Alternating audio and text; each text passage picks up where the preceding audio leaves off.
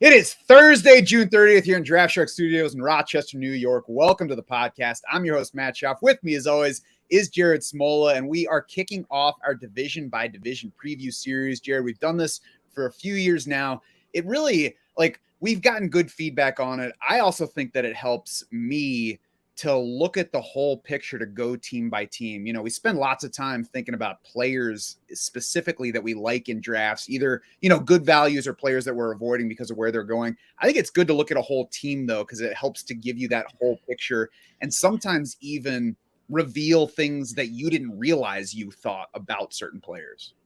Yeah, I mean, it's what I think we do when we do projections, but that was back in February for me at least. So, it's nice to kind of do it all over again. And, things have changed since February for a lot of these teams. So it's definitely useful, and it's a good, table setter before we get to camp and when things really start heating up in a few weeks here.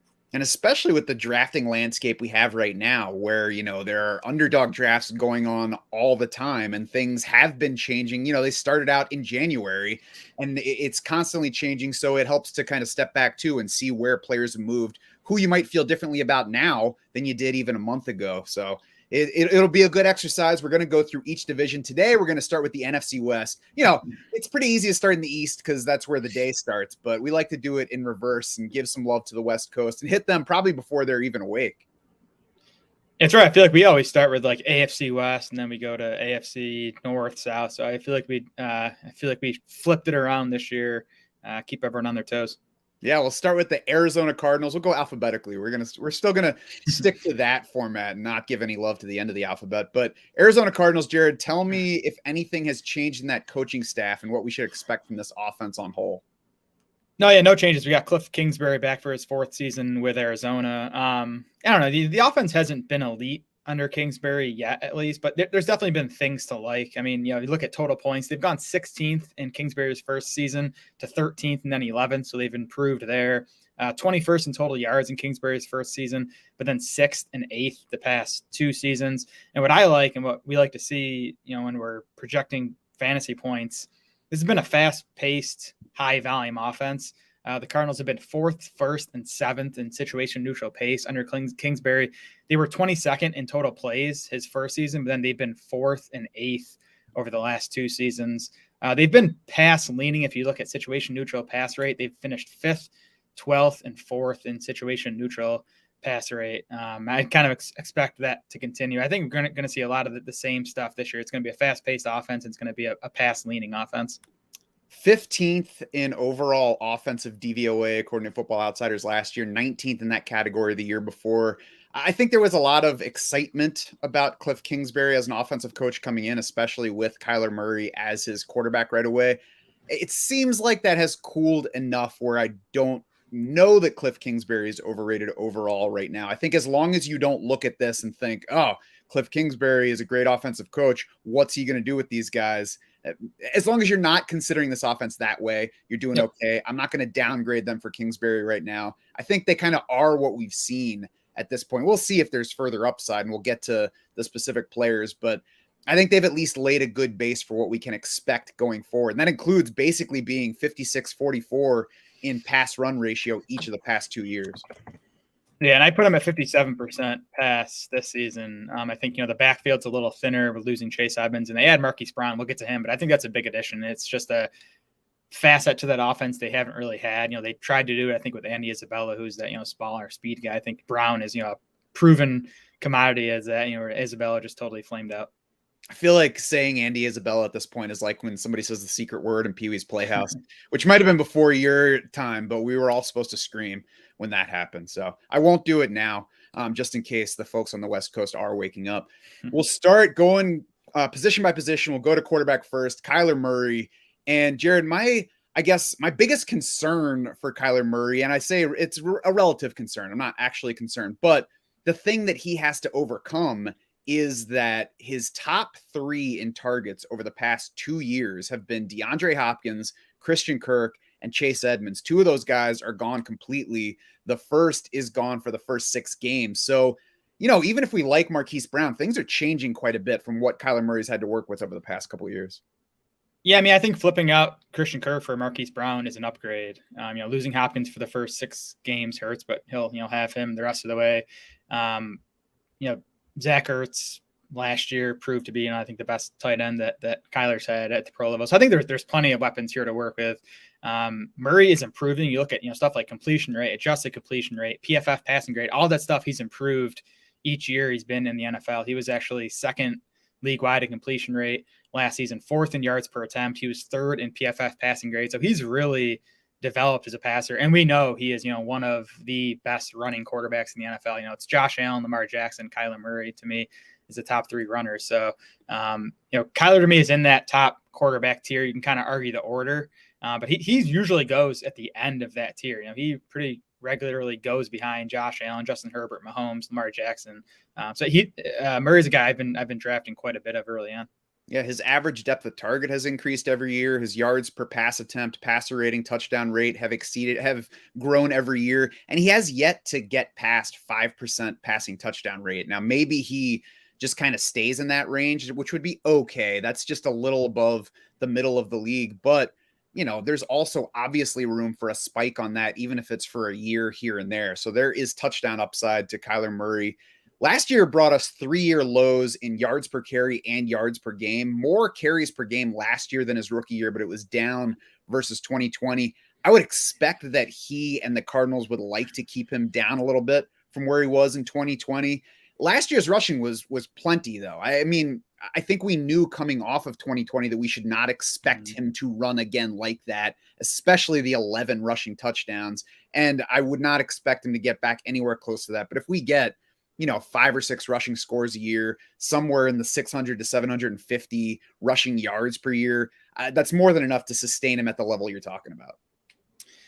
Yeah, I guess my biggest concern with Murray is he's kind of gotten beaten up every year in the NFL so far. He's a smaller guy. He runs a lot. He takes hits, and he hasn't missed a lot of games, but his production has tended to tail off late in the season, which is, especially talking about these best ball tournaments, that's when you need him to be giving you those, big spike weeks. So that's the concern there, but, maybe a little less running would help there.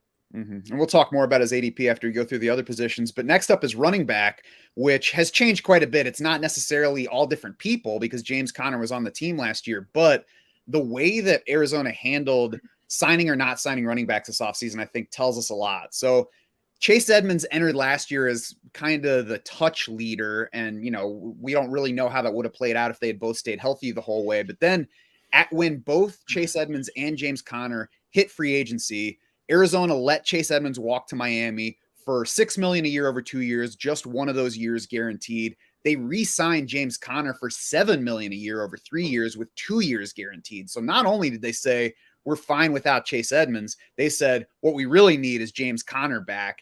And to me, Jared, that says he might not work like a workhorse like he did when Edmonds was out late last year, but it sure seems like they want him closer to that than any type of compliment. Yeah, that was a nice contract Conner got. He's 10th among running backs in average annual salary, and he's 9th in guaranteed money. So, they paid him to be the lead back. We saw what he could do as a lead back. Conner got 6 games last season that Chase Edmonds missed. He was 3rd among running backs in expected PPR points per game in those 6 games, and he was 2nd in actual PPR points per game, 16.7 carries and 5.3 targets per game. He was, looking at efficiency stuff, he was kind of average as a ball carrier last season. He was one of the best pass catching backs. If you look at yards per route run, PFF receiving grade last year. So I think he's going to hang on to that role for sure. We'll see if guys like, Benjamin or Darrell Williams cuts into the rushing workload. I don't expect it to happen much. I think, Conner, when he's healthy, and that's always been the issue with him, when he's healthy, I feel good about him being at least a top 12 fantasy back. And, he could be a top 7 or 8 type of guy. Yeah, I agree. We've seen him do it in Pittsburgh before as well. And I mean, the mediocre efficiency stuff, that's fine. We'll take that. That's kind of the basis of running backs don't matter, is a guy can be like that on the efficiency front. And if he's getting touches, then he's an excellent fantasy back. And the way that they treated him this offseason says that they want to give Conner the ball more than they did with, say, the James Conner Chase Edmonds split last year or the Chase Edmonds Kenyon Drake split before that. It looks like they want to feature James Conner in this year's backfield. Behind him, you mentioned the guys, Benjamin, Darrell Williams. And as soon as the Cardinals signed Darrell Williams, I was like, okay, they brought in somebody because they don't believe in Benjamin. So I took some late Darrell Williams, but lately we've gotten a couple of reports one from like direct quote from Cliff Kingsbury, and then another from a former Cardinals writer that Benjamin's had a really good spring. So I don't know about you, Jared, but lately I've swung from Darrell Williams to getting some Benjamin because he's sticking around till the very end of drafts, going in like RB 70 range. I think it's absolutely a battle between these two for that second running back spot heading into training camp. I haven't been drafting either guy, to be honest. I feel like there's been, Benjamin buzz before. I don't know. He's, just look at the profile, 7th round pick. Hasn't done much across 2 NFL seasons now. He had no touches as a rookie. Then he had 34 carries last year, 3.5 yards per carry, poor Pro Football Focus grade. So he's just not a guy I'm excited about as a player. Kind of same thing with Darrell Williams. I mean, he was good last year when he got a chance, but that's in Kansas City. It's kind of easy to be good as a running back. Although I don't know, Clyde Edwards-Helaire might say differently. But I just think, again, I think Connor's going to dominate work when he's healthy. So I don't think either Benjamin or Williams would have standalone value. And then if Connor goes down, I think you're looking at a committee. Benjamin's a smaller guy. I don't think he's capable of handling a big workload. And, Williams has kind of been a bit player throughout his career. So I don't see a lot of upside to either of those backups. Yeah, I wouldn't call either a guy to chase, but if we're looking at last round, and especially in a time when Benjamin's not really getting drafted all the time, I like tossing in a few shares, especially given that there's some history of durability issues with James Conner, I would say. For sure. Yep. But on to the pass catchers, because I think that's a much more interesting group overall. And, let's start with Marquise Brown, since he's the new guy and he is the hot guy in terms of ADP so far. What do you like about Marquise Brown here? Actually, before you get to Marquise Brown in the pros, I mean, it's worth remembering that he was the lead receiver for the 1 year where Kyler Murray was the starting quarterback at Oklahoma, finished ahead of CeeDee Lamb in receptions and receiving yards in that season.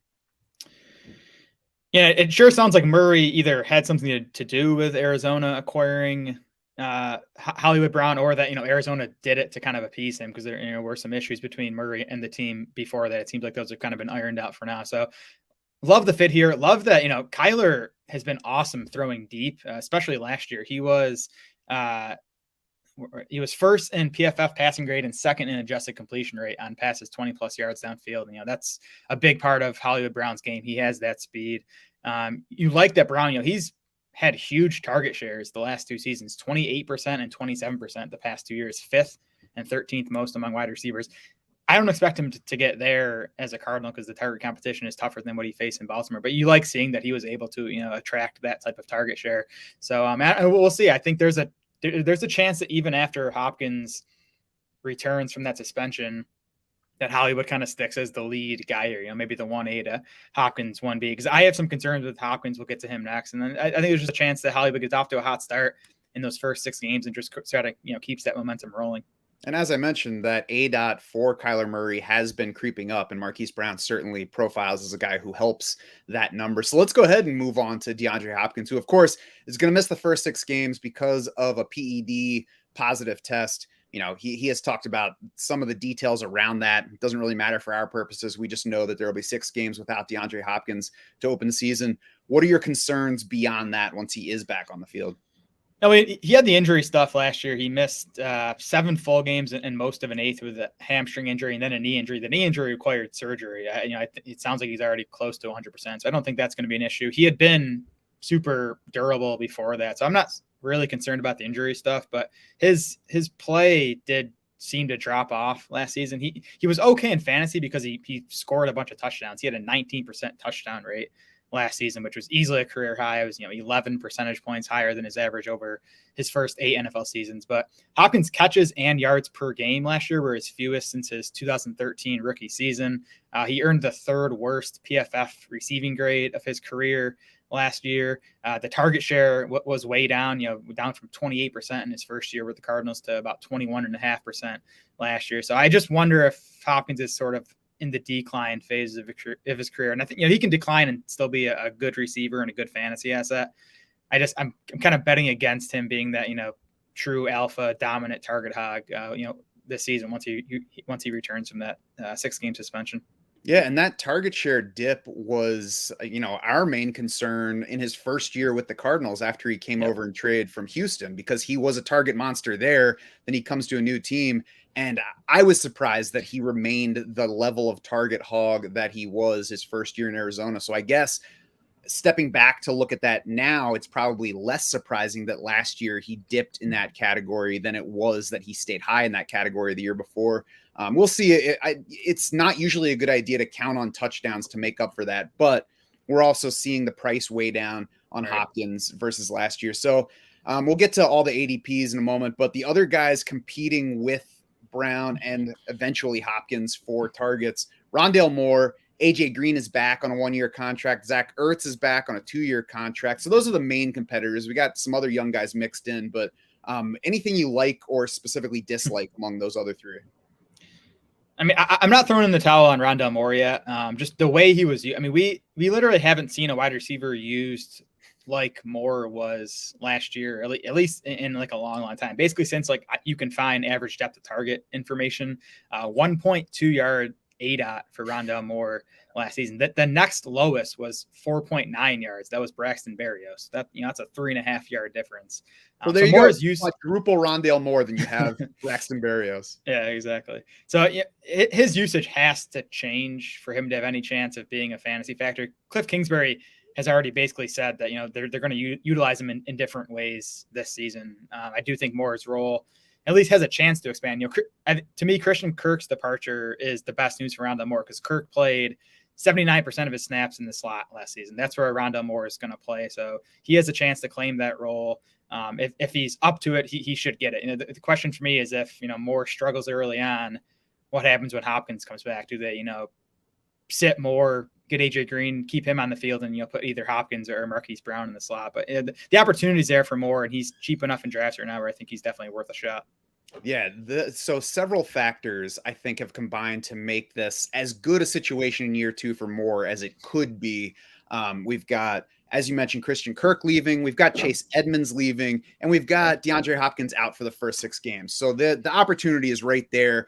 Obviously, he still needs to be used differently from last year, but there should at least be targets available, even if they remain too close to the line of scrimmage.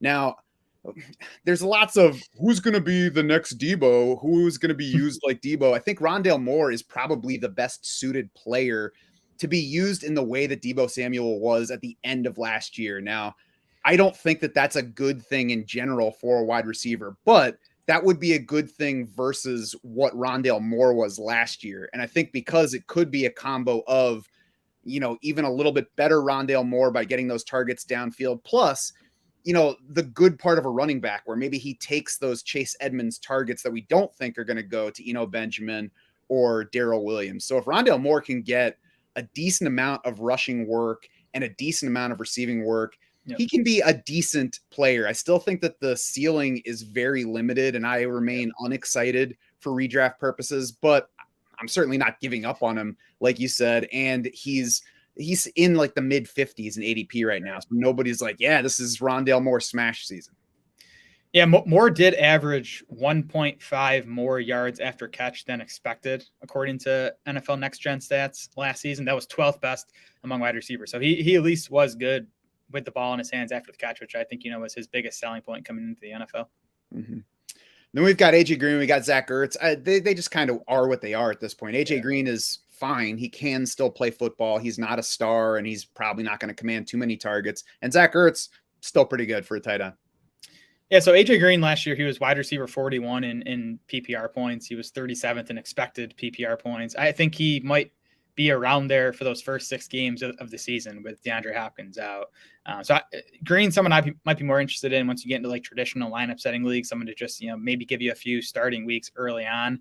But I think ideally for Arizona from, week 7 on, it's going to be Hopkins and Brown on the outside, Rondale Moore in the slot, and AJ Green's going to be off the field for the most part.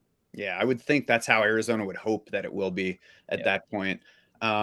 Trey McBride, Antoine Wesley are also in the mix. I think Antoine Wesley is really only a consideration like at the very end of a best ball tournament draft on a Kyler Murray team where it's like just in case Antoine Wesley scores in week 17, I'll have one of the few shares of him.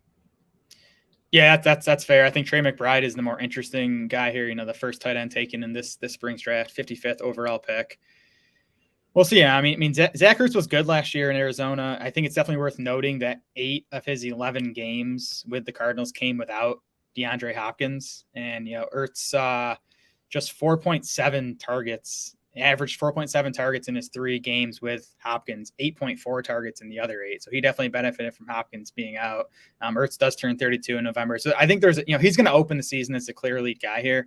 But I think there's a chance that McBride starts to cut into his work as we get later and later into the year.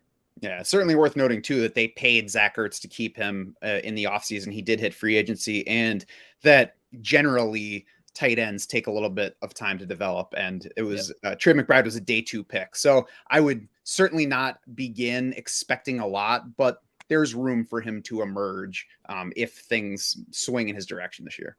For sure. Yep. ADP review. We're going to look team wide and kind of compare these guys at where they're going. We're using Underdog ADP right here. Of course, we mentioned it a couple times already, but I know Jared has been drafting an Underdog all offseason. I have as well. And if you go to Underdog now, if you don't have an account yet, set up an account. You use the promo code SHARKS. You will get a deposit match up to $100 on your first deposit. So go do that. And you can maybe draft against us when you're in there. So maybe take some of the advice that we're talking about in this very show, or maybe take your very own Draft Sharks draft war room that can sync to those Underdog drafts and give you pick by pick recommendations throughout. So we're just trying to set you up to win some money this year. These are the ADPs that you're going to look at as you're deciding who to draft. And Jared, we got Kyler Murray at QB5 to start things off. I think it's an appropriate price for him. He's certainly somebody that's in the mix for me in that range. Yeah. To me, you can argue Murray anywhere from quarterback 2 to quarterback 5. Those guys are all pretty close to me, and he's going the latest among those guys. His ADP is actually in the early 6th round. So, man, 6th round Kyler Murray to me looks really nice, especially in best ball. He other than Josh Allen, Murray has scored 35 plus fantasy points in the highest percentage of games over the past few seasons. So he gives you those big spike weeks that you want in best ball. Yeah, I would add Jalen Hurts in the same category. I think Kyler Murray and Jalen Hurts are pretty similar. And I wouldn't argue somebody saying that Kyler Murray is clearly, right ahead of Jalen Hurts. James Conner is at running back 15 late in the 3rd round in Underdog drafts. And he looks like a value to me right there. Yeah, big time. I've taken a lot of James Conner. We have him like RB7 or RB8. To me, the only argument against him is the injury stuff. And, RBs get hurt. That's part of the game. Right. I think the only argument is I don't want to take a running back right there. I'll take one early and then I'm skipping over that. And if that's what you're doing, fine. But if you're not, then James Conner is well within the mix and perfectly capable of well outscoring that RB15 range. And you mentioned earlier, Jared, it's easy to look at his numbers and say, well, he's not going to score touchdowns at that rate that he did last year. But you mentioned the expected fantasy points over that stretch where he was the lead back. And that was right in line with how he scored. So he doesn't need outlandish touchdown rate because he should be getting a lot more touches throughout the season. Yeah, he had the 15 rushing scores last year, but he was 3rd in carries inside the 10-yard line and 2nd in carries inside the 5-yard line. So he overachieved, but if that usage continues, he's still going to be one of the best touchdown bets at the position. Yeah, and it should. It seems like they wanted to give that work to him as opposed to keeping Kyler Murray taking as many touches in that range. And certainly James Conner looks better close to the goal line than Kenyon Drake did. Darrell Williams, Benjamin, RB49, RB68, respectively. Both of those guys actually up a little bit from where they were. Again, neither is at all an exciting option, but I think if you're at the end of the draft and you're looking at like a 6th running back, Benjamin's interesting. But okay, you said RB49 for one of them. That can't be right. Yeah, that's Darrell Williams, RB49 right now. Is he really? At least on the non-Superflex Underdog. And I know that right now, the Superflex puppy's closing up. So that's the bulk of the drafting on there. So this might be a lagging ADP on him. So I'm not sure exactly where you would find him, but he's definitely still at least going in the 50s in Underdog drafts among running back. No, yeah, I'm looking at ADP from the last 2 weeks, and he's RB49, which is crazy to me. And I take at least the next 10 guys behind him over Williams pretty easily. Yeah. I took some Darrell Williams when he was around RB60. I I would switch over to Eno Benjamin in any of those spots right now, just, Sure. on the recent buzz on him, and we'll see. And if Eno Benjamin climbs, then he's going to be off my board as well. Wide receivers, I mentioned, a lot more interesting. Marquise Brown, wide receiver 15, DeAndre Hopkins, wide receiver 36, Rondale Moore, wide receiver 55, AJ Green, wide receiver 82. What do you like or dislike in there? Man, I want to be in on Hollywood Brown, but wide receiver 15 is expensive. Again, like if Hopkins was out for the year, then I think that would make perfect sense for Hollywood Brown. But Hopkins is going to come back and see his fair share of targets. So I'm not taking much Hollywood at wide receiver 15. Hopkins, I kind of like, again, I have concerns. Like I think he's probably past his prime at this point.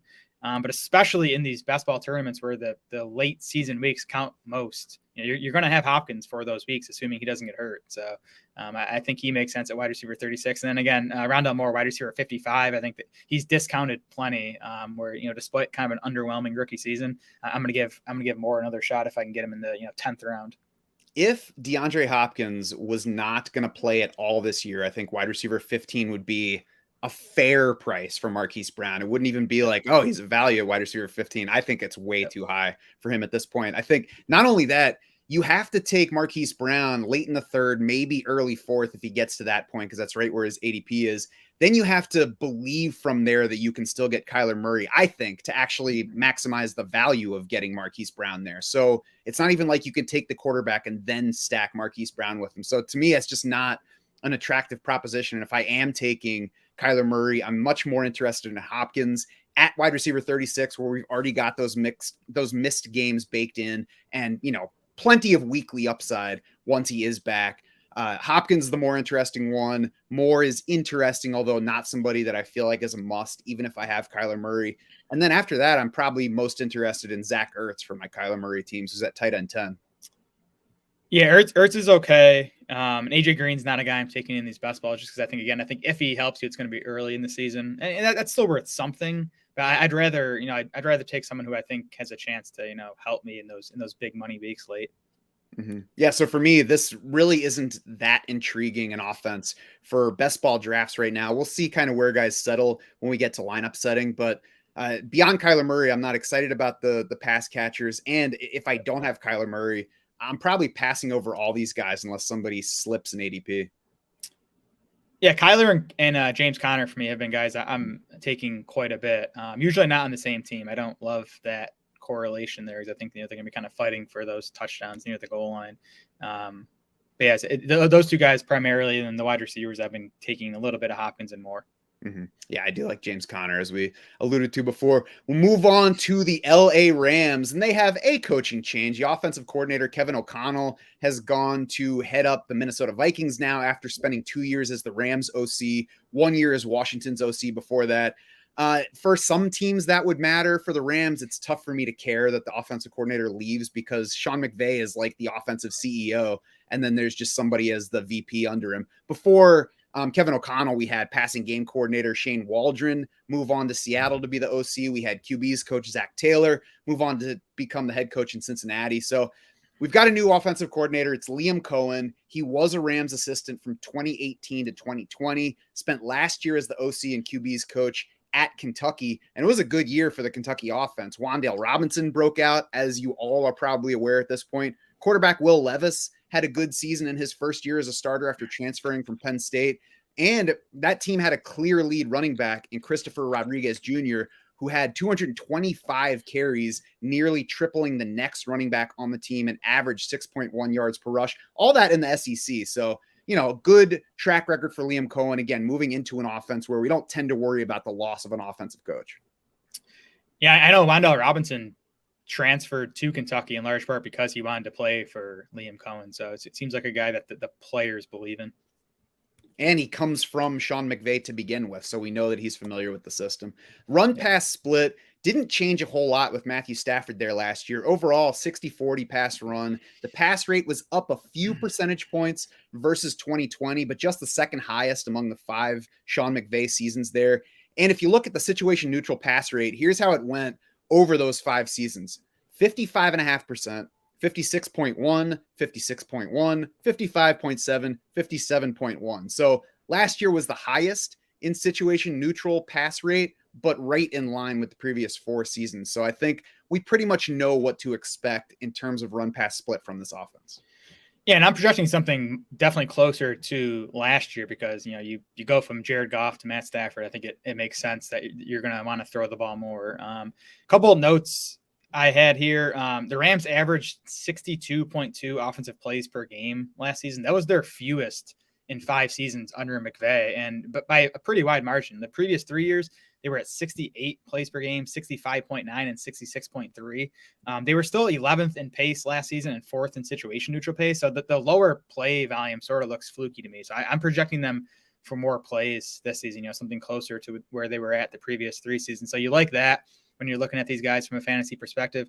Also, you had 80% of the Rams' offensive touchdowns come in the passing game last season. That number didn't climb above 62% in any of Sean McVay's first 4 seasons. So I think there could be some, flip back with, more rushing touchdowns, fewer passing touchdowns for this team in 2022. Yeah, if you just look at Matthew Stafford matching his career high in touchdown passes, it's likely to come down. Certainly 17 games helped that, but his touchdown rate was up versus his career rate there. So we'll move on to Stafford now. And, it was obviously a good year. Completion rate was up, a career high PFF adjusted completion rate, a career best PFF passing and overall grade. His average target depth was actually a little bit down, but that doesn't really matter. So Matthew Stafford, a very good passing year overall. One thing we do have to watch is after the season, he had an anti-inflammatory shot in his right elbow. It's not something, Jared, that I'm adjusting my Matthew Stafford outlook for right now, but it's something to watch if we get into training camp and we're like, we're going to give Matthew Stafford a couple of days off to rest that elbow.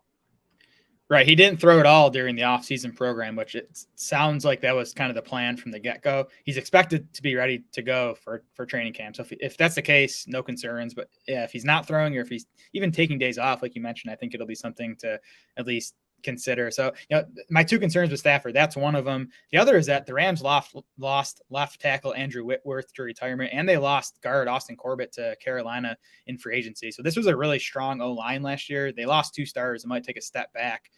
So that'll be something to, keep an eye on in the preseason and even early in the season. Fortunately, we've seen in Matthew Stafford's history that he can play with dragging his right shoulder around the field. As I mentioned, he did have the highest touchdown rate of his career last year, so that's likely coming down. He also had the highest INT rate since his 10-game rookie season, so that's probably coming down as well. Touchdowns matter more to us for fantasy purposes, but, just a reminder that there was some negative in there that has regression potential. Matthew Stafford finished QB 11 in points per game last year, QB 5 in total fantasy points. He's going QB 12 right now in underdog, so he seems appropriately priced, and I'm not sure how much there is to even say about him. Yeah, I mean, and he loses Robert Woods, Odell Beckham, and gains Allen Robinson. So to me, that's kind of a wash. I mean, it might even end up being an upgrade if we kind of, get pre-2021 Allen Robinson back. So yeah, I think I expect a similar season, honestly, to what we got last year from Matt Stafford, and where he's going in ADP, he feels like a pretty safe bet. Mm-hmm. Running back gets more interesting to talk about, though. Cam Akers, Darrell Henderson are the top 2 guys. What we don't know is exactly how Sean McVay will deploy the 2 of them when they're working together, because we have not seen much of both of those guys being healthy at the same time over the past 2 years. Mm-hmm. What we do know is that Sean McVay has favored a clear lead back. He did so throughout last year, even though that lead back was 3 different guys at various points because of injuries. And he went to Akers as the pretty clear lead back throughout the playoffs last season, despite that he was, 6 months removed from a torn Achilles, which usually, costs guys at least 9 months, sometimes up to 12 months. So it was a surprise that Akers was even playing. Akers was bad by any metric you look at in the playoffs last season, 2.6 yards per carry. His PFF rushing grade was 41.1. That would have easily been dead last among running backs during the regular season. But I mean, I just don't know how much stock to put into that, because again, he was 6 months removed from a serious injury that usually costs guys a year. My question is just, does another 6 months off or 9 months off by the time we get to week 1, what's that going to do to Akers? Is he going to get back to pre-injury form? Because I know there's not a long list of guys coming off Achilles injuries that have kind of came back to what they were before, really been fantasy assets at all. So that's the big question there. But I don't know. Akers is going late enough in fantasy drafts that I've definitely been, tempted to grab him in a few spots. I was shocked that he came back during last year, and then shocked further that they forced him into that number one running back role that soon off an injury and kept him there for the most part until like the Super Bowl, despite the lack of efficiency. As you mentioned, 2.6 yards per carry, and they were still like, nah, just keep handing it to Cam Akers. He's our best option. So that is what my takeaway from the playoffs, much more than anything about how Cam Akers looked, because I expected him to not be very good when he got back on the field. I think it's also worth remembering that this team drafted Cam Akers in round 2, heading into Darrell Henderson's second season. Then Akers, as a rookie, beat Darrell Henderson by 2 carries per game to lead that year's backfield, despite navigating injuries that year as well. So what I'm going to be watching in training camp is to see if we get any reports like, oh, Cam Akers looks awesome. He looks back to his old self. Obviously, any indications on what the planned workload split is. And then the other aspect, of course, is ADP. And we'll get, further into that later. But as long as he's going at a value spot where I'm not saying it's definitely Cam Akers, there's RB1 level upside here. So it makes it worth betting on even through some uncertainty. Yeah, to me, he's like the latest running back in drafts right now that has like a legit chance to be a true workhorse. He's going in like the 4th round. You get him in the 5th round sometimes. So that's tempting to me. So Akers and Henderson only played 1 game together last season. That was the Super Bowl. Akers outsnapped Henderson in that game, 57% to 32%. It was 13 carries for Akers to 4 for Henderson. Henderson saw 5 targets to Akers 4. So Akers was still definitely the clear lead guy, even with Henderson back last season. And the last note I have on, Akers' struggles in the playoffs, he did face a tough slate of run defense. It was the Cardinals, Bucks, 49ers, Bengals. All 4 of those teams finished top 13 in Football Outsiders run defense DVOA last season. And the Rams running game struggled in general in the playoffs. The other running backs, besides Akers, averaged 2.9 yards per carry. So, it wasn't like they were excelling and Akers was struggling. It was just it was a tough go all around. Yeah, I only wish I had bet more money on the Akers under rushing yards. The one other guy that might factor in right now, we'll see if there are any offseason moves, but Kyren Williams was drafted. We will see about him. First of all, he was kind of a lackluster prospect in terms of testing numbers, at least, but then he also broke a bone in his foot in the spring. So I don't think that bodes well for early production. We'll see if something changes later in the summer to indicate that he's going to be more of a factor. Yeah, I think he might steal some passing down snaps. That's kind of, I don't think there's upside to Williams this season, but I think he could, take some from the other guys if he earns a passing down role. Pass catchers, Cooper Kupp starts everything here. And, it's difficult for everything to go right for a player the way that it did for Cooper Kupp again. But we look at where he finished. He was 2.8 more half PPR points per game than the number 2 wideout, 3.8 half PPR points per game ahead of number 3, 5.2 ahead of number 4. So can he have such a dominant fantasy season again? Probably not. But when you start from that dominant a position, you can come back some and still be the number 1. We get to this point every year and it's like, well, he's not going to finish number 1 again because nobody finishes number 1 2 straight years, relatively speaking. But we know that we're talking about the safest bet. And when you look further at the numbers with Cooper Kupp, he didn't really do outlandish things to reach that level. It was a bunch of things going the way that they needed to, just combining. Yeah, I still think Kupp is the most likely wide receiver to lead the position in fantasy points this season. It's honestly probably like 25% only, but I think it's the highest. He's the highest chance to do it. Like you said, I mean, it's pretty simple. He just saw a ton of targets, and he was super efficient with those targets because he's a good player. He was playing with the best quarterback of his career. He ranked 2nd among 89 qualifying wide receivers in PFF receiving grade, easily led those 89 wide receivers in yards per route run. He scored on 11% of his catches, which is a high touchdown rate, but it's not crazy high. Like guys do that all the time. Kupp had an 8.3% touchdown rate over his first 4 seasons with Jared Goff. So we're not projecting him to score as many fantasy points as last year, but he is still our wide receiver 1, and I think a guy that we're both taking in the top 3 of drafts.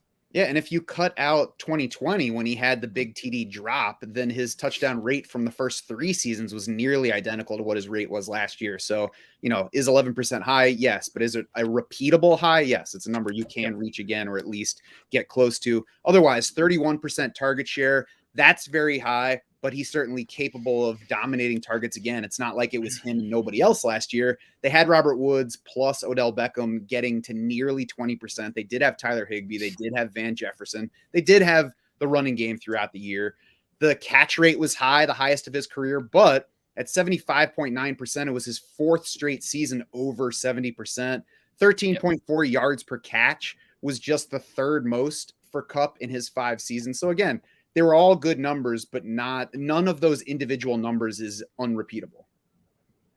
Yeah, I don't know if you heard, he was our comeback player of the year last year too. So that was nice. That's right. Nobody loves Cooper Kupp more than we do. Just giving the reasons that it's okay to still love him. And I think that he should be strongly considered as the top overall pick in any PPR or half PPR draft. Not saying there's one guy that I would take number one every time, but Cooper Kupp would probably be my most frequent number one in both of those formats because he is a safer pick than either of the top 2 running backs, I believe. Yeah, to me, it's Kupp, Jonathan Taylor, or Christian McCaffrey as the top tier in drafts. I think those guys should be the first 3 picks off the board in every draft. Allen Robinson is the new number 2. What do you got on him? Because he stunk last year. Yeah, he was bad, and obviously it was a bad offensive situation, but I think he was bad even factoring that in. He was basically useless in fantasy. He finished 94th among wide receivers in PPR points per game. And if you look at some efficiency stuff, so 89 wide receivers saw 50 plus targets last season.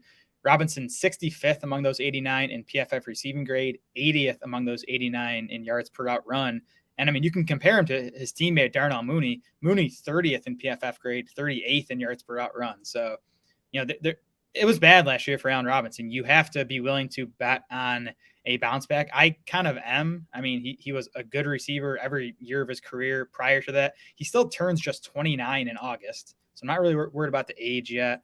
And it's just a massive upgrade. If you look at the Bears offense versus the Rams, I mean, the Bears were 23rd or lower in total points, total yards, pass attempts, pass yards, and pass touchdowns last season. The Rams were 10th or better in all 5 of those metrics.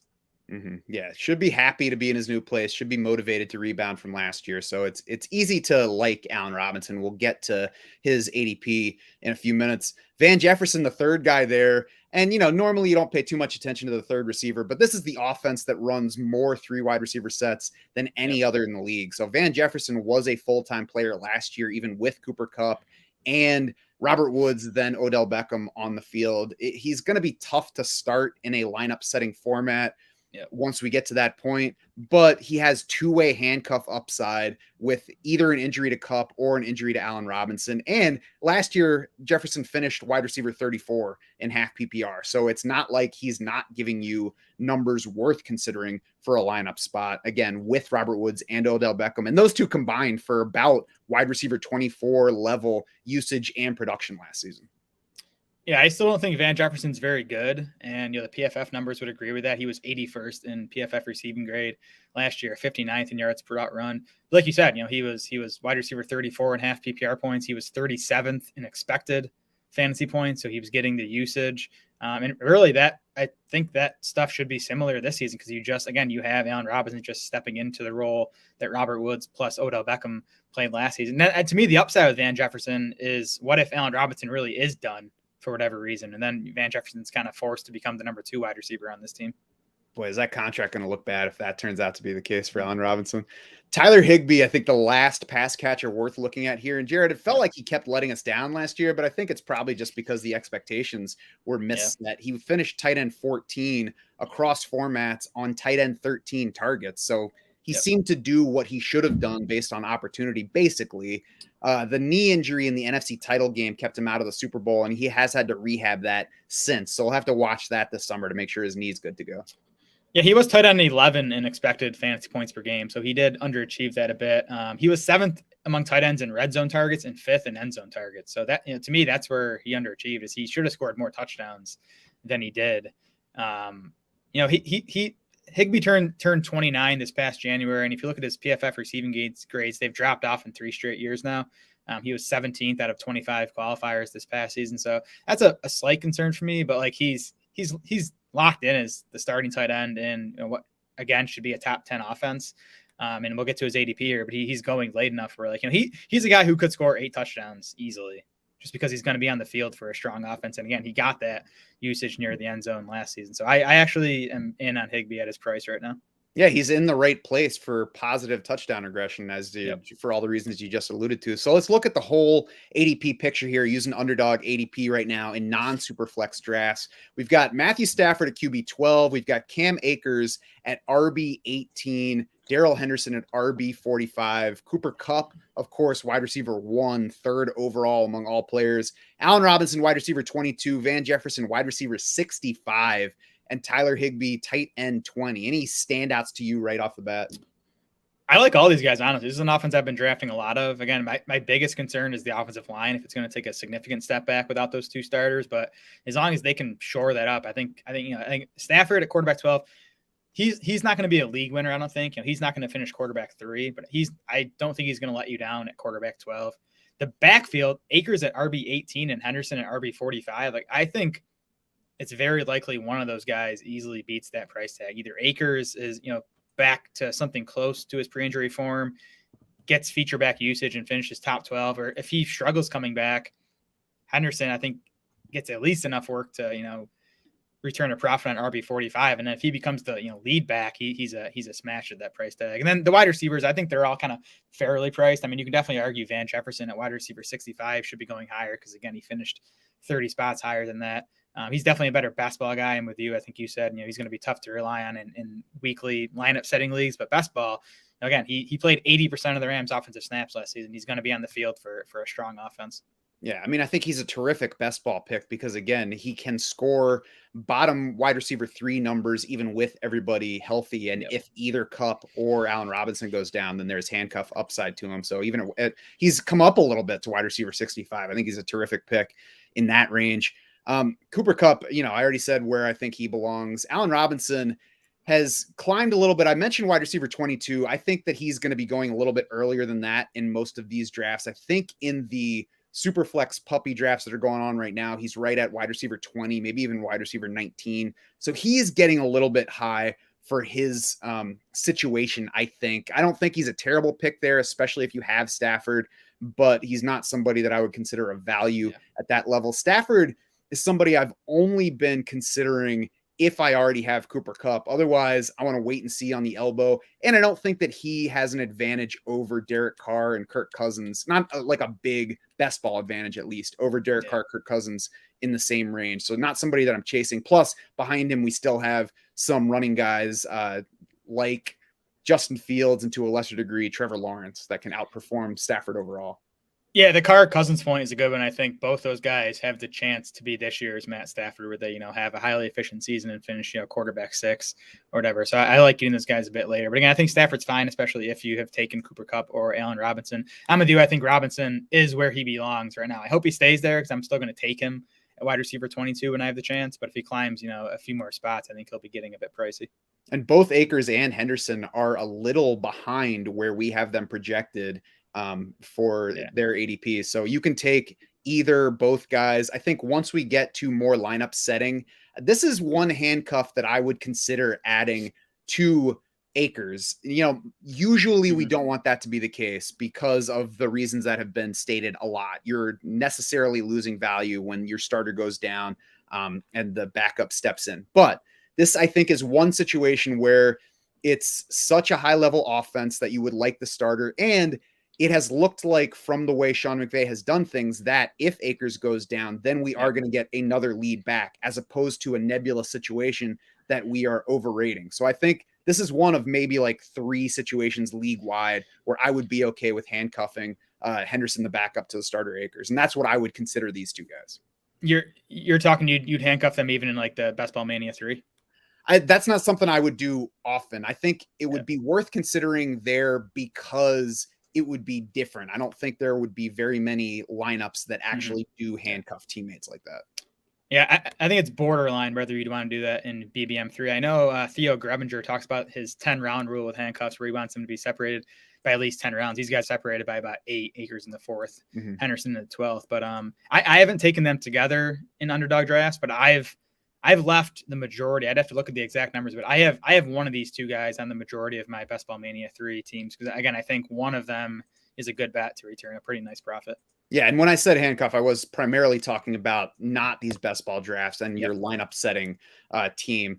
But yeah, I agree that otherwise the way to treat them is if you don't take Akers, then give Henderson a look when you get later in the draft.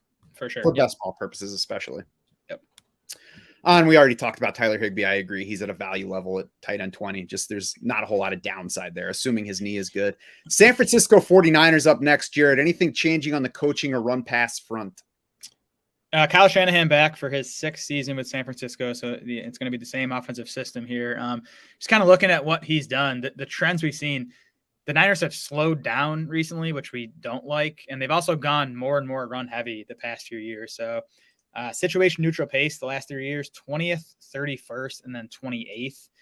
They've been 19th, 9th, and 25th in total plays over that span. And then they've gone in situation neutral pass rate, 23rd in 2019, and then 29th and 30th the past 2 seasons. And of course, this year we're assuming Trey Lance is going to be under center, which is only going to make them go more run heavy, I believe. In the 2 Trey Lance starts last year, the Niners passed on just 46% of their offensive plays. Mm-hmm. Yeah, I would assume that as well. And is that where did you set your run pass split in projecting this team? Well, let me pull that up. I think I'm at like 4. They're one of the few teams I projected to run more than pass. Yeah, I have them 48% pass.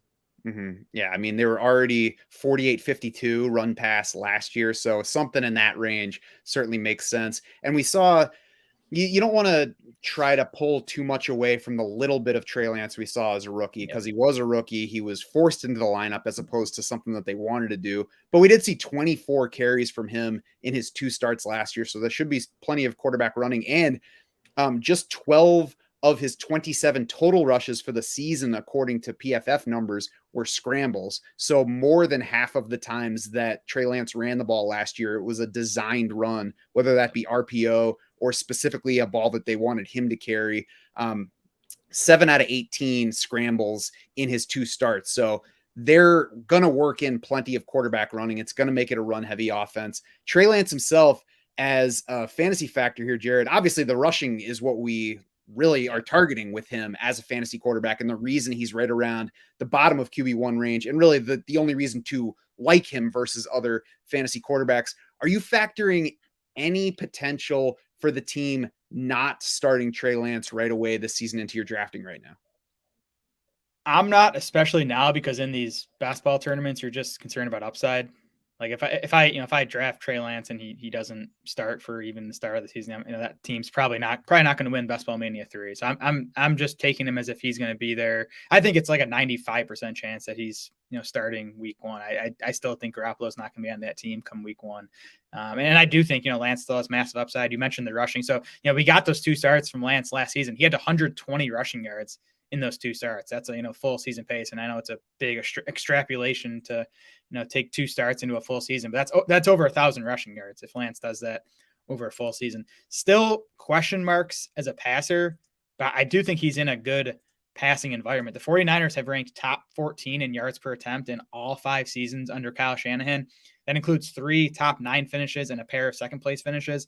And Shanahan has not had great quarterbacks. I mean, it's been Garoppolo and then CJ Beathard, Brian Hoyer, Nick Mullins. I just think it's a good system for quarterbacks. And then he has good weapons, obviously, in Deebo Samuel, Brandon Ayuk, and George Kittle. Yeah, and I mean, whether you think Kyle Shanahan is a god or overrated at this point, we have to at least acknowledge that he's been coaching NFL offense for a long time after growing up with a dad who coached NFL offenses, so he knows what he's doing. And if anybody knows how to like design his offense around the talent, then Kyle Shanahan's that guy. Yep. And on the Jimmy Garoppolo front, GM John Lynch said early in the offseason that the timing of the shoulder surgery for Garoppolo affected his market. A quote from him is, "So now we hold on to him." That doesn't sound like a team that's planning to start Jimmy Garoppolo or is even unsure about what it's going to do at quarterback. So I agree. I'm treating it as though Trey Lance is the starter here and treating the rest of the offense as though that's the case. I think Trey Lance is one of 3 quarterbacks in the league that legitimately has 1,000 rushing yards within his range of outcomes. To me, it would be Lance, Lamar Jackson, who we've already seen do it, and Jalen Hurts. Okay, yeah, I think it's fair. And by the way, Shanahan has coached a mobile quarterback like this. He had RG3 for his first 2 seasons in Washington.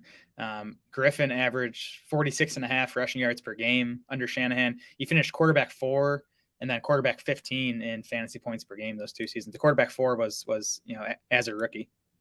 Just a terrific rookie season, and then they just brutalized his knee at the end of that, and it wrecked anything going forward. So yeah, if Trey Lance looks anything like rookie year Robert Griffin, then we've all been underdrafting him to this point. And he might, honestly, he might. Yeah, we'll have to see. It's going to be fun to watch either way. Running back Elijah Mitchell, and Jared, this is somebody I've been laying out my case for basically all offseason. It's a free article on Draft Sharks if you want to read the whole thing, but basically, this is why I've headed into this offseason as a sell in general on Mitchell, both for redraft and dynasty. Lackluster prospect, both as a college prospect and then as a pro prospect. Split work in college with Raymond Calais, Trey Ragas, and Chris Smith. He was a 6th-round pick despite testing well in pre-draft. He got a bunch of carries last year, 18.8 per game, of course, around injuries. He is the first Shanahan running back in San Francisco to average more than 15 carries a game. Carlos Hyde, Raheem Mostert were the previous top 2. Each of those guys saw their carry averages drop the following year.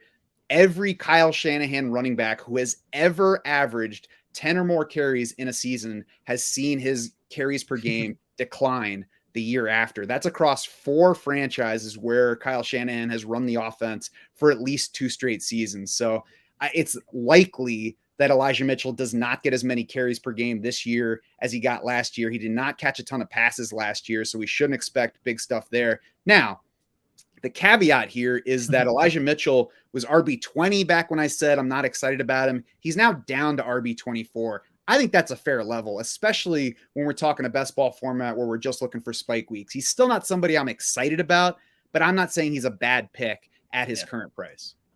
Yeah, I'm with you there. I kind of want to be out on Mitchell, and I still am, honestly. I'm not sure I've drafted him a single time. That's more, though, because I'm usually drafting wideouts in that range. I'm with you that RB24 is a pretty fair price for Mitchell.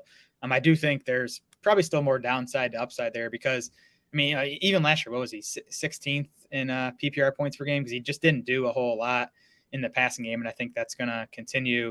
You have Ty Davis-Price, who arrived in the 3rd round. He's at least, some of a threat, I think, to Mitchell's volume. And then Trey Lance is a big threat to Mitchell's volume, I think, especially near the goal line. So, I don't think he's a bad pick where he's going, but he's still type of guy I'm avoiding for the most part. Yeah, RB12 and half PPR points per game last year. So there is the upside there, but things broke completely right for him last year where he got lead carry work. He was getting that goal line stuff. Jimmy Garoppolo claimed 5% of San Francisco's red zone rushes, 8% inside the 10, 14% inside the 5.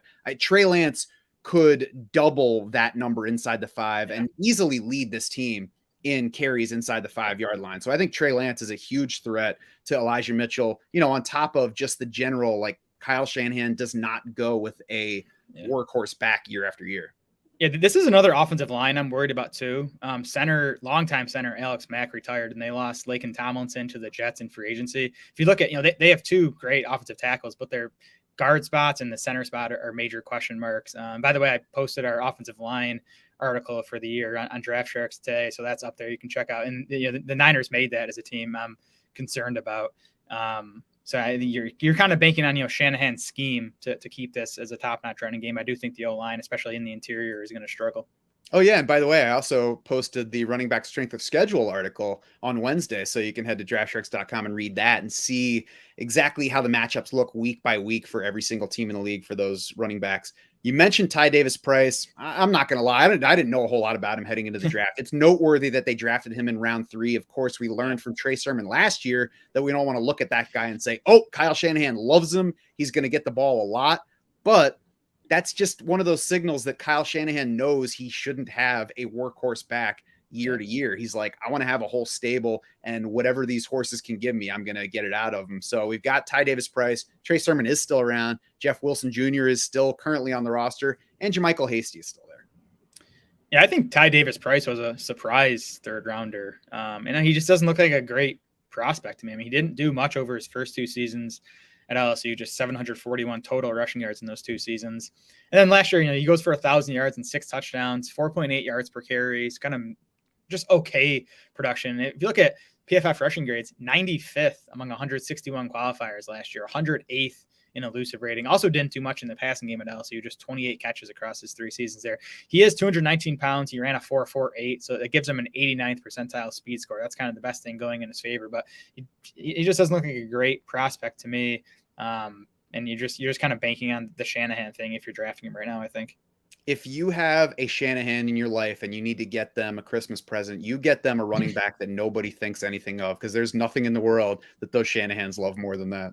And sometimes they work out, but oftentimes they don't. I mean, let's not pretend like all of Shanahan's, guys have worked out. There was who was the other guy? Joe Williams. Joe Williams. Yep. Joe Williams and Trey Sermon. I mean, those are two of the bigger busts in recent memory. And even guys that start out working out, Alfred Morris, Ryan Terrain, things can go wrong there. Steve Slayton in Houston. Those are some of the names that if you look back over Kyle Shanahan backs and see where things went after big seasons, you're like, oh yeah, I remember that guy. I loved him his second year and he did not love him back. Yep. Pass catchers for San Francisco. It starts with Deebo Samuel. And, we all know how last year went for him. The first 8 games, 10.1 targets, 0.8 carries per game. From week 10 through the playoffs, he averaged 4.9 targets and 7.3 carries per game. So Kyle Shanahan, offensive genius, had the league's #1 wide receiver at that point and was like, you know what? I bet he would look good as Chase Edmonds.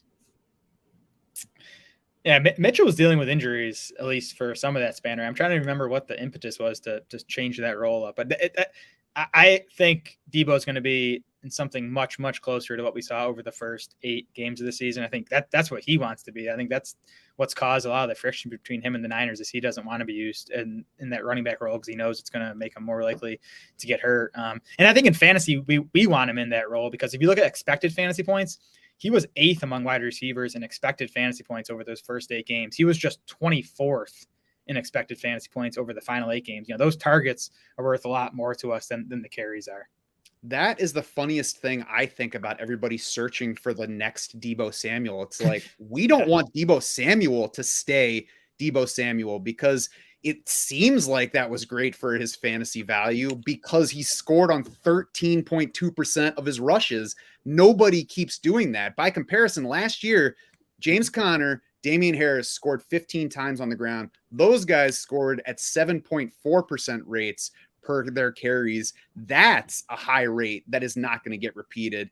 Double that, and you're in Deebo Samuel territory. So, I mean, nothing about the way Deebo Samuel's season went in 2021 is going to happen again. And I mean, that's all not even mentioning that he led the league in yards per catch. So you mentioned the expected fantasy points in the first half of the season. He was already outperforming that just as a receiver before they turned him into a running back. Yep. Now, what is it going to look like? I agree with you. We should assume that it looks more like the first half of the season because Deebo at the end of the way last year finished was like, I don't want this anymore. And they're like, but we don't want you to go. Oh, we think we can work things out. Working things out better be turning Deebo back into what he was the first half of last season. Yeah, and again, that'd be good news. But if you look at those first 8 games again, 31% target share for Deebo Samuel. I don't think he's going to hit that over the course of the season. Remember, Brandon Ayuk was kind of in the doghouse to open last year. I think that kind of elevated Deebo's target share. Then you have the Trey Lance effect, whatever that's going to be. Again, I think it's going to mean at least slightly less passing for the 49ers. And as excited as I am about Lance as a fantasy prospect, I think it's likely that he's a worse passer than Jimmy Garoppolo at this point of their career. So that's probably going to hurt Deebo Samuel's efficiency in the passing game as well. So, and then we haven't even got to the injury stuff yet, which I don't like to bake in a ton, but everyone hated Deebo coming into last season because the guy couldn't stay healthy. And now, he stays relatively healthy for one season and everyone's kind of forgotten all about the durability stuff. Yeah. I mean, Garoppolo has completed 68% of his passes for his career. So I agree. We have to start out assuming that there's going to be a loss in efficiency here and done well on yards per pass attempt. So it's not like he was, winning by throwing screen passes. So we have to expect, I think, some loss in efficiency.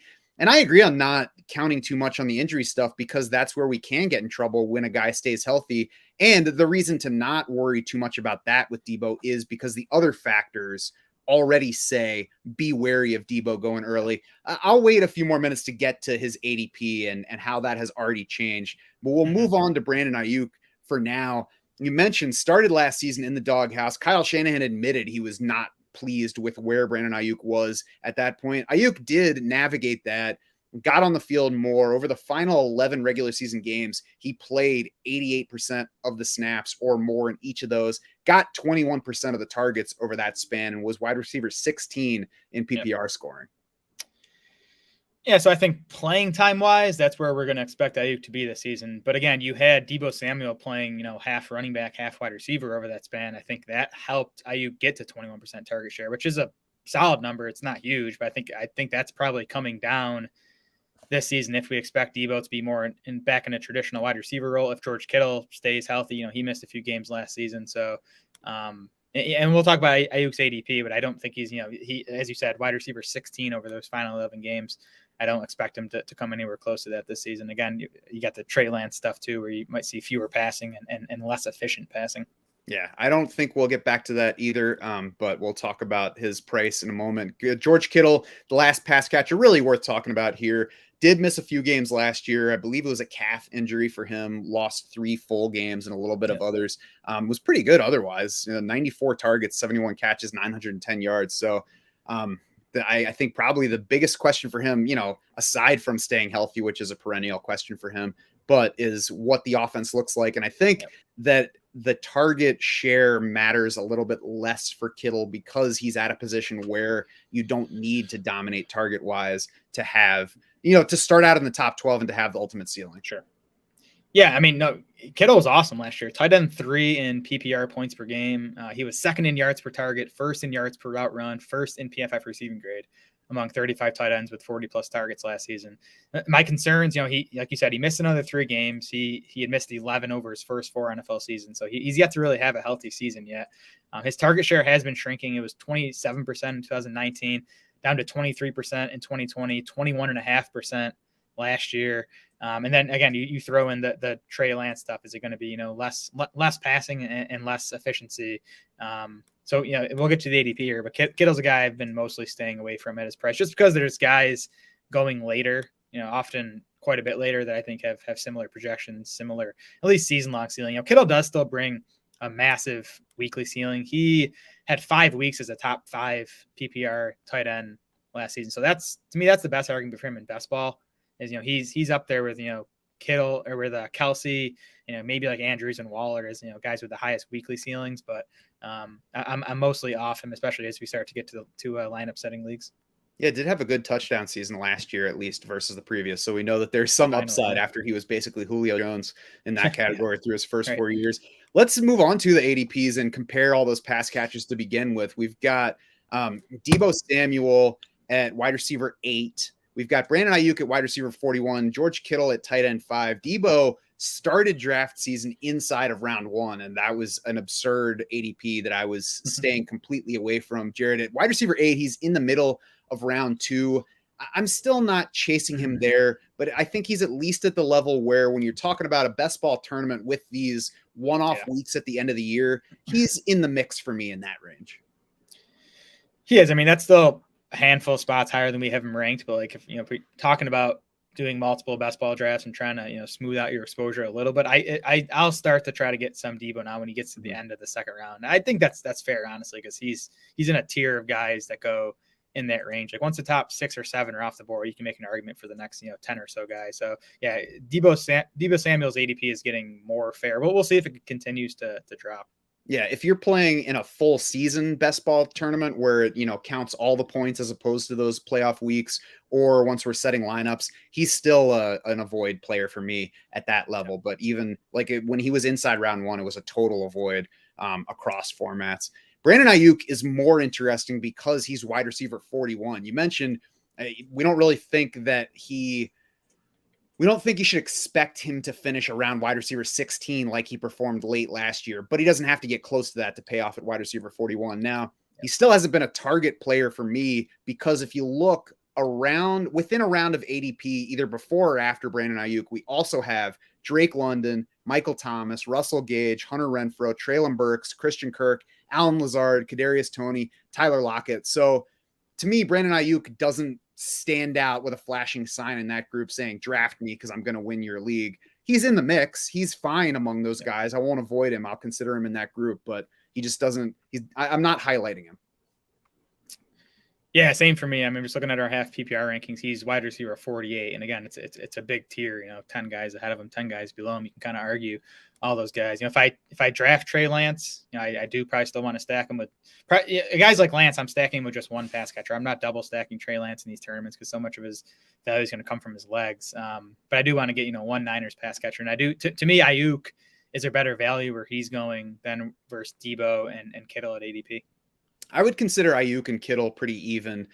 Kittle is tight end 5, so it's fine to like Dalton Schultz, TJ Hawkinson, Dallas Goedert better than him, but he is also a round and a half behind Kyle Pitts, who's tight end 3.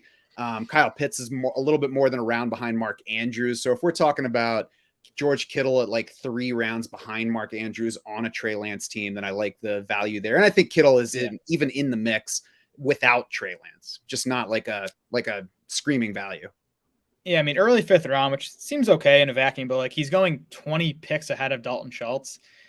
He's going 50 picks ahead of Dallas Goedert, which that's the tough one for me. Like if I know I can get Goddard, 4 rounds later, I'd much rather have him than Kittle. Again, Kittle to me does win on weekly upside, which is important in best ball. But man, 50 picks is just that gap is just way too big in my opinion.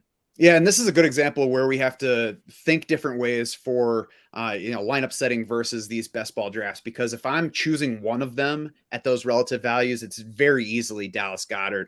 If I'm drafting 20 best ball teams, then I'm definitely having some George Kittle in there. That's I think you definitely want some Kittle because again he does have that massive upside because he's still a great player. We talked about where Trey Lance is going. We talked about where Elijah Mitchell is going. TDP is at RB 51 for me. I don't think I've drafted him at all yet. That might end up being a mistake, but I feel fine about it. I'm not worried about an ultimate ceiling. You have anybody else that you're interested in among the Niners? No, I do think you want to get Davis Price now if you can, because man, I hear a lot of people hyping him up, and I do think his ADP is probably going to keep rising. I don't know.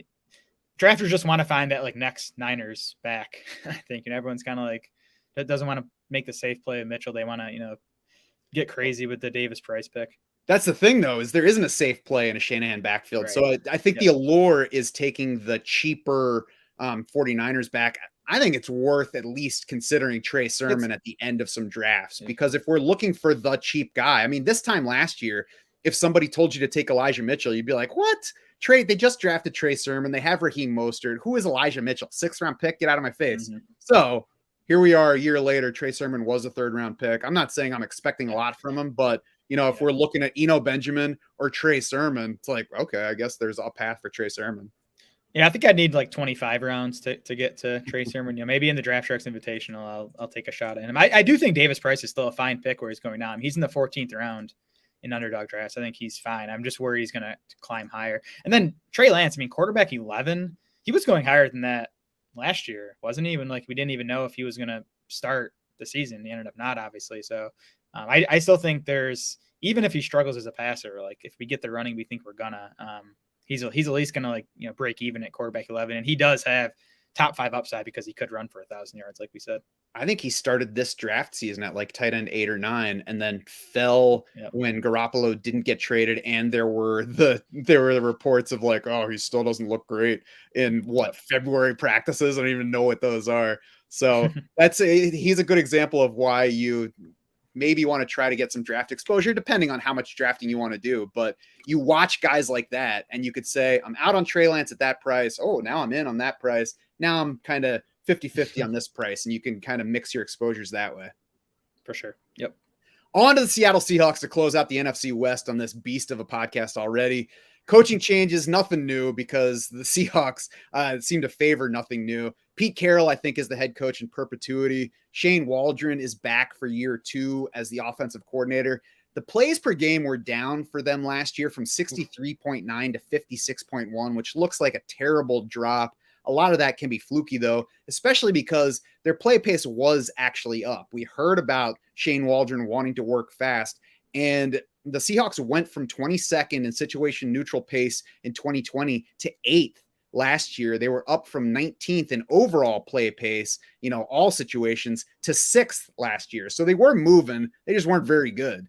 So the team also finished 9th in yards per play with what was not a very good offense. Now, the big loss from that is Russell Wilson, of course. And even last year's lesser version of Russell Wilson that spent about half of his season coming off an injured finger on his throwing hand still averaged 7.8 yards per pass attempt. So they're probably not going to be a good yards per play offense this year, but it's not Shane Waldron's fault, at least it seems like. Yeah, the Seahawks play volume thing is like one of the craziest stories to me of last season. And that's, talking from a fantasy nerd perspective, I guess. I'm sure most people don't probably care about it. But yeah, I mean, they ran the third fewest plays per game in the last 10 years. So it was like, historically low play volume. As you said, they ran at a quick pace, and just naturally, I think the play volume is going to come up. You look at the other teams that finished at the bottom of the league in plays, like they tend to run 50 to 100 more plays the next season. So that's something working in this offense's favor. What I don't like is that Seattle was 24th in situation neutral pass rate last season with Russell Wilson. Now they have Drew Lock or Geno Smith. Like, it's definitely going to remain a run leaning offense. Yeah. Pete Carroll is like, finally, I get away from that generational quarterback. Said generational strong. Finally, I get away from this star quarterback and I get into my comfort zone with absolute garbage, taking the ball from the center and handing it to running backs the way the football should be played. Last year was the 5th highest pass rate among 12 Pete Carroll seasons. So, of course, they got rid of the quarterback. As you mentioned, 24th in situation neutral pass rate. That pass rate spiked in 2020 before dipping back down to last year's level. So, I mean, Pete Carroll hasn't even been secretive about it. He got rid of his OC when they had that spike in pass rate, and now he's gotten rid of his quarterback. He just wants an ugly-ass offense that can get his defense back onto the field, and that's what he's going to get. Let's just go straight into the quarterbacks now, Jared, unless you feel like telling the folks what the run-pass split's going to be. Well, I did. I was looking at my projections. It's kind of interesting. So, like last year, they were 56.5% pass. I have them down at 54.5% pass this season, but I have them running like 70 more plays. So I actually have them projected to throw it 20 more times this year than they did last year.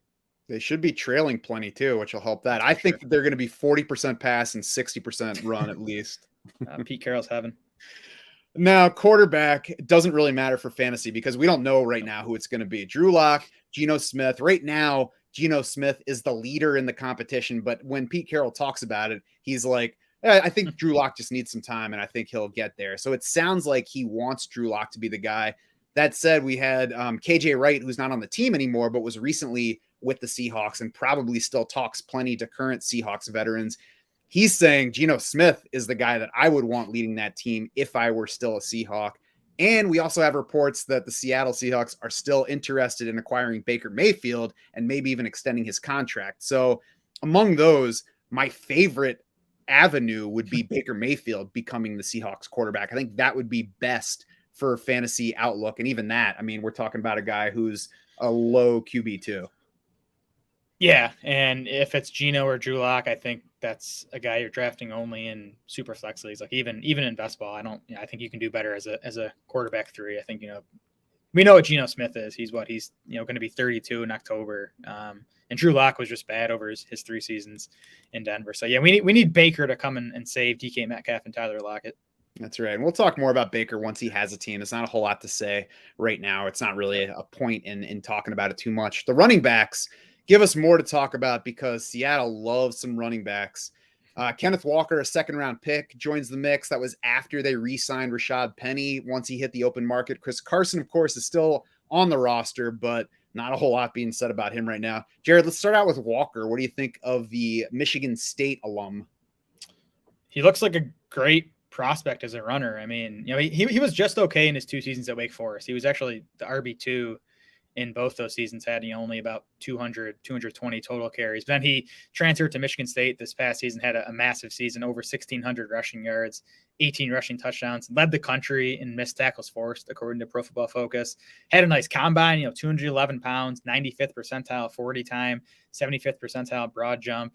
So again, I think he's gonna hit as a runner in the NFL. In the passing game, though, he looks like, at least right now, he looks like a zero.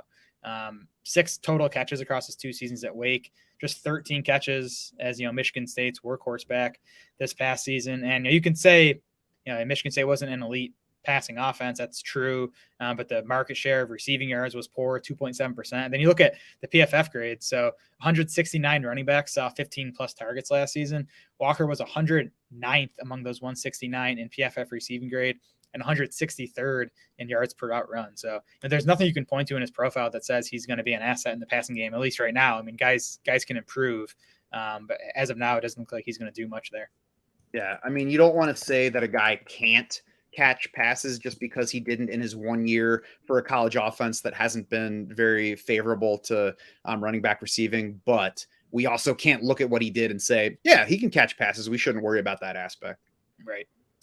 Rashad Penny, of course, has not been much of a receiver so far in the NFL either. 31 total targets through 4 seasons with the Seahawks, 280 total carries as well. So he hasn't been much of anything for Seattle outside of basically the final 6 games of last season. He was very good then, finished last year with a robust 6.3 yards per carry. And actually, he's been good in that area overall, 5.6 yards per rush for his career. So we've got Rashad Penny, we've got Kenneth Walker, and we've got an offense that doesn't excite anybody, which doesn't help either player. I mean, I think Penny was more than very good over the final 5 weeks of last season. I mean, he had 671 rushing yards. That was 200 more yards than any other player. He led all running backs in PPR and non-PPR points over that span. He led all 61 qualifying running backs in PFF rushing grade. He was second to only Michael Carter in elusive rating over that span. Now, as you said, he'd been a disappointment over his first 3.5 seasons. He just hadn't been able to stay healthy. And the Seahawks did let Penny hit free agency this offseason.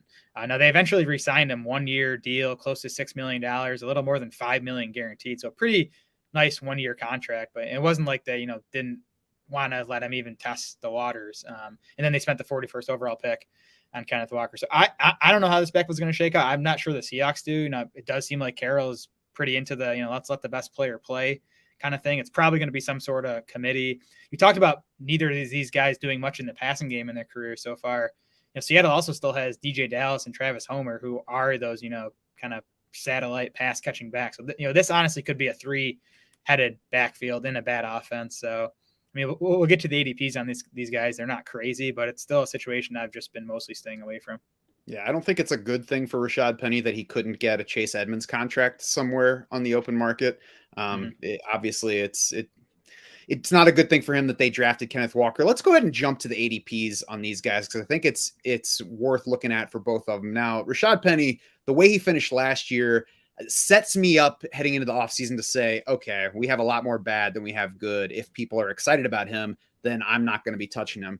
But right now in ADP, we've got Kenneth Walker at RB29. We've got Rashad Penny at RB37, nearly 2 rounds behind Kenneth Walker. And as we've been saying, it's not yet clear who's going to be the lead back here. So to me, Rashad Penny looks interesting based on how he finished last season, based on being on a team that we know wants to run the ball as much as possible, and based on being cheaper than a rookie who we know nothing about on the NFL level.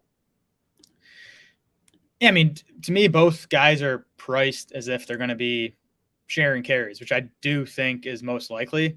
But like if one of them emerges as even a guy getting, 65, 70% of the carries, then they're probably going to pay off at the price tag. So, I mean, looking at it that way, they're probably guys I should be getting some pieces of going forward. But I don't know, I've just found guys, and honestly, it's more that I've been taking, other positions in that area of the draft. Like I don't think RB29 and RB36 is crazy for Walker and Penny. Again, I just think more likely than not, it's going to be a frustrating situation, especially when we get to lineup setting leagues. But again, best ball, I do think both guys do have some upside at these prices. Yeah, I don't think that I would pair them up on the same roster because I don't think the offense will be good enough to support both running backs the way that I would be okay with doing so with Damian Harris and Ramondre Stevenson, for example. But either or is fine. I would lean toward Penny because he's later than Kenneth Walker, and I will absolutely refuse to ever call him Ken Walker because that makes him sound like a middle reliever from the 80s. That's true. Chris Carson, by the way, somebody I talked about back in spring. I'm going to wait until there's something positive on him to draft him at all. He's down to RB 77, so he's basically undrafted, but we're at the stage where I need some reason to believe that he can still. Yeah. And even if he's healthy, like, I don't know, I still think he'd open as the third, just with the investments that Seattle made in Walker, especially. Then again, even Penny to be getting, over $5 million guaranteed this year, I think he'd at least be ahead of Carson to start. Mm-hmm. Pass catchers, some obviously interesting guys here as well. Lots of talent if they could only get a quarterback. DK Metcalf went from 65.8% catch rate, 15.3 yards per catch over his first 5 games last year to 55%, 11.7 per catch after Russell Wilson's finger injury. I got those numbers, by the way, from the Draft Sharks rankings page. If you check DK Metcalf's player page from there, the early numbers for Metcalf last season were pretty much in line with what he did over his first 2 seasons. So that doesn't bode particularly well for Russell Wilson being gone and whatever being the new quarterback in Seattle. Yeah. I think, the dip in efficiency stuff for Metcalf last year to me was totally due to, Geno Smith plus Russell Wilson playing through the finger injury. Metcalf actually earned an identical PFF receiving grade in 2021 as he did in 2022. He was 16th in 2020, finished 12th among wide receivers last year. So he still remained an excellent player last year. The quarterback issue is obviously the concern heading into this season. We did get 3 Metcalf games with Geno Smith last season, and the fantasy numbers were actually there. He went 658, 296-1, and 643-2. So the numbers were there, but that's kind of flimsy production when you're catching 2 balls and for 96 yards and a score, and you're scoring twice on 6 catches. So I'm still concerned. Obviously, you have to be concerned about the quarterback situation in Seattle, but but we'll talk about it, I guess, in the ADP coming up here. But Metcalf, that the quarterback concern is priced in on Metcalf to me. I agree. Tyler Lockett, the same thing. We know he's a good player. 4 straight finishes among the top 16 across fantasy formats. Career high in yards per route run last year. An ADOT that was actually deeper than DK Metcalf's last year. So you look at them, you think Metcalf's the downfield guy and Tyler Lockett's a slot guy or whatever. That's not how they are. They're both players capable of working downfield. They're both good players. And let's go ahead and jump to those ADPs, Jared, because, it's easy to look at the player and the QB situation and say, yeah, but they have no quarterback anymore. I don't like them. No, neither does anybody else. DK Metcalf is wide receiver 23 right now. Tyler Lockett is wide receiver 45. So you don't have to like Tyler Lockett or his situation right now to draft him. All you have to do is say, well, Tyler Lockett's still playing football as far as I know. I guess I'll stick him on my best ball roster and see if he can have a couple of big weeks. It's not fun for me clicking on Metcalf and Lockett because I just, I see Geno Smith and Drew Lock dancing around in my head when I do it. But man, I just still think they're both awesome talents. And they're just, again, the quarterback stuff is priced in. Like, Metcalf's going 15 spots lower than he finished 2 years ago, and even like 8 spots lower than he finished last year. Lockett's going like 30 spots lower than he's finished the past 4 years. So yeah, I've been drafting them, and I think it's better in best ball too because I do think it's going to be erratic. Both of them, especially Lockett, has been a kind of volatile producer, anyways. Even with Russell Wilson, I think that's going to continue, maybe get worse with this new quarterback situation. But like it's still just those guys. Like it's no one else is going to be stealing targets from them. We'll talk about Noah Fant. Maybe he takes a bit more than Everett did last year, but like the volume is still going to be there for Lockett and Metcalf. And we talked again, the Seahawks are very likely going to run quite a few more plays this season. That's just going to be more targets to go around for both those guys. Yeah, I will take Lockett between them because of that wide receiver 45 ADP, but I'm fine with taking Metcalf as well. And one way that you could make it a little bit more fun is to take either Metcalf or Lockett, especially Lockett. Take Baker Mayfield late as a third quarterback in a best ball lineup and add Robbie Anderson late to that team. That way, if Baker Mayfield goes to Seattle, you've got a Tyler Lockett, Baker Mayfield stack. If Mayfield goes to Carolina, you've got the Baker, Robbie Anderson stack. You have not invested much in anything there, and there's only upside from where those guys are going.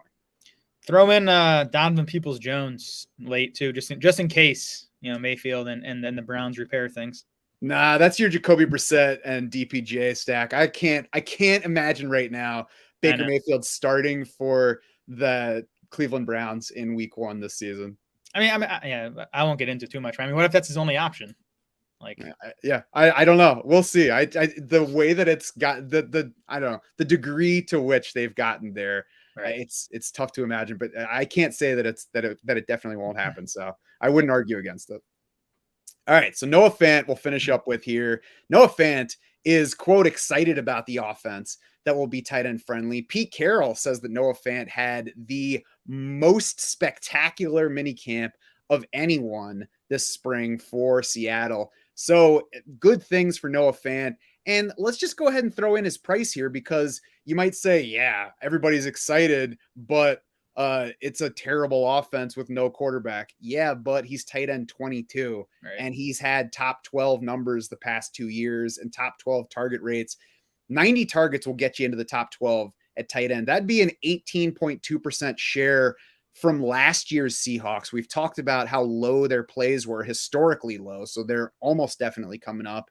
Seattle's tight ends combined for 19.8% target share last year. They were over 19% each of the previous 2 years as well. So it's pretty easy to project Noah Fant for top 12 targets among tight ends.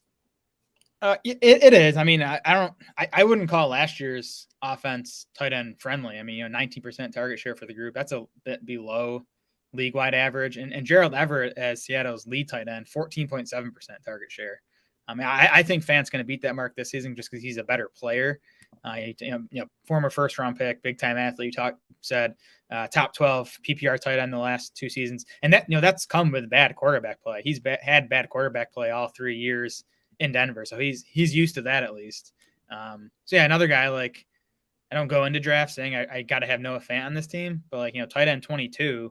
I'm looking for that, second tight end behind an elite guy, or part of a 3 tight end build. I think, Fant makes a lot of sense at that price. Yeah, and I should say easy to envision top 12 targets for Noah Fant as opposed to project, which I think is the matter of considering it quite possible versus expecting it to happen. I mean, he should finish top 12 in the league among tight ends and targets. Like, he's talented enough where he should definitely be in that group. Noah Fant and Evan Engram are great reasons to just do whatever you want at tight end. If you want to take somebody earlier, do it. If you don't want to, you can wait. And both of those guys have top 12 upside, and they're both going at the bottom of tight end 2 territory. Yeah, I've been trying to back off David Njoku with the Watson stuff, and start to mix in more Fant. Gerald Everett's another guy. Not to get out of the NFC West here, but there are a lot of later round tight ends that are intriguing. Yeah, I think David Njoku is still fine price-wise, no matter who the quarterback is, but we'll talk about that when we get to that division, because that's going to do it for this first of the 8 division preview episodes. If you're a fan of our show, this show, or other episodes, like and subscribe on YouTube, wherever you get your podcasts. We'd appreciate that as well. Maybe even tell a friend about us. You don't have to keep us as your personal secret. If you want even more from us, become a DS Insider to get your customizable draft war room that you can sync with these underdog drafts that we've been alluding to throughout. Get sleeper picks delivered right to you during the draft. Our draft room even goes as a sidebar onto Underdog right now. So you can be on the Underdog screen, and the Draft Sharks recommendations are right there following you through the draft. I've been using those in the Superflex drafts in recent days. So if you haven't done Underdog yet, if you haven't become a DS Insider, do both of those. You can use promo code SHARKS on Underdog to get a deposit match, get some free drafts in there, come compete against us and everybody else that's doing them. Jared, what do you think of all that? No, I was going to say the sidebar is freaking sweet. And honestly, I've only been doing slow drafts so far. I'm a slow draft guy in Underdog, so it's not really needed. But once I get into the fast drafts, having my rankings right there in the draft room, I don't have to be clicking around to multiple screens. That's going to be awesome. Yeah, I've always been a slow draft lover as well, because it allows you to do it at whatever pace. But I've also read recently about how the fast drafts have produced bigger scores in these tournaments over the past few years, which you can understand because they're more likely to let guys slip or have, owners just time out and make picks that they didn't mean to pick. So, whatever your style, we're certainly ready to help you out either way. But it's a time to take advantage wherever you're starting from. So join us there. Come on, become a DS Insider. For Jared Smola and the rest of the Draft Sharks crew, I'm Matt Schaff saying thanks so much for swimming with us.